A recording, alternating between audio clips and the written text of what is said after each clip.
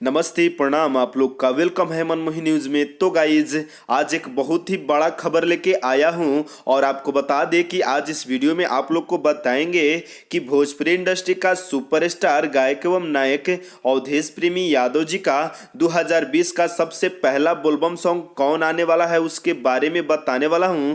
तो उससे पहले अगर आप हमारे चैनल को सब्सक्राइब नहीं किए हैं तो हमारे चैनल को सब्सक्राइब कर दीजिए और बेल आइकन दबा दीजिए ताकि भोजपुरी का हर एक ताजा खबर सबसे पहले और सबसे आगे आप तक पहुंच सके। तो गाइज आप लोग से रिक्वेस्ट है कि इस न्यूज को पूरा देखिएगा, तभी आपको पूरा जानकारी मिल पाएगा। और अभी तक इस न्यूज को लाइक नहीं किए हैं तो लाइक कर दीजिए और कमेंट कर दीजिए।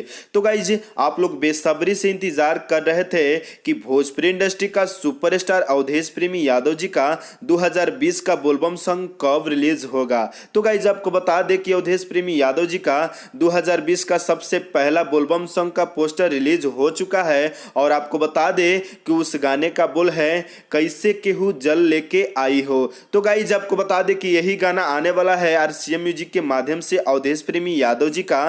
तो एक बार और सुन लीजिए, इस गाने का बोल है कैसे केहू जल लेके आई हो। तो गाइज आपको बता दें कि इस गाने को लिखे हैं भोजपुरी इंडस्ट्री का सुपरस्टार यानी कि आपके चाहते सुपरस्टार अवधेश प्रेमी यादव जी। तो गाइज आपको बता दें कि इस गाने को संगीत से सजाए हैं आरसीएम म्यूजिक से।